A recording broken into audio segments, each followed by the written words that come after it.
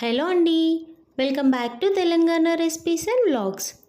ఈ వీడియోలో గోంగూర పులావ్ సింపుల్ ప్రాసెస్లో పర్ఫెక్ట్గా ఎలా చేసుకోవాలో చూద్దాం.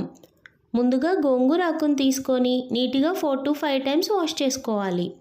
ఇప్పుడు మందంగా ఉండే గిన్నెలో నూనె వేసుకొని అది వేడైన తర్వాత సన్నగా కట్ చేసుకున్న ఉల్లిపాయ ముక్కల్ని వేసుకోవాలి. హై ఫ్లేమ్లో ఉల్లిపాయల్ని ఫ్రై చేసుకోవాలి. ఉల్లిపాయలు గోల్డెన్ బ్రౌన్ కలర్ వచ్చి క్రిస్పీగా అయ్యేంత వరకు ఫ్రై చేసుకోవాలి.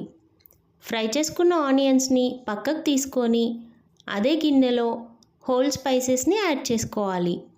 1 టేబుల్ స్పూన్ షాజీరా, దాల్చిన చెక్క, 2 లవంగాలు, 3 యాలకులు, బిర్యానీ ఆకు వేసుకోవాలి. సన్నగా కట్ చేసిన పచ్చిమిర్చి ఇంకా కరివేపాకు వేసుకొని 2 మినిట్స్ ఫ్రై చేసుకోవాలి. 1 టీ స్పూన్ పసుపు వేసుకొని మళ్ళీ ఒక 1 మినిట్ ఫ్రై చేసుకోవాలి.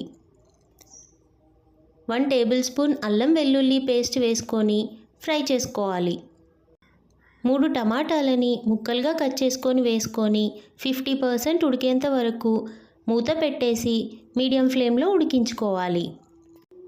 టమాటాలు ఉడికిన తర్వాత అందులో గోంగూరని వేసుకోవాలి.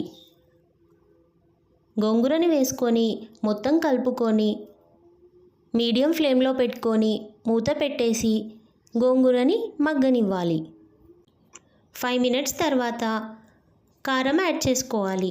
1 టేబుల్ స్పూన్ కారం వేసుకొని మళ్ళీ మొత్తం కలుపుకొని మూత పెట్టేసి హై ఫ్లేమ్లో ఇంకో 5 మినిట్స్ గోంగూరని మగ్గనివ్వాలి. ఇలా గోంగూర మగ్గిన తర్వాత అందులో వాటర్ని యాడ్ చేసుకోవాలి. 1 కప్ రైస్కి 1.5 కప్ వాటర్ని యాడ్ చేసుకోవాలి. టేస్ట్కి తగినంతగా సాల్ట్ని యాడ్ చేసుకోవాలి. తర్వాత మూత పెట్టేసి వాటర్ని మరగనివ్వాలి.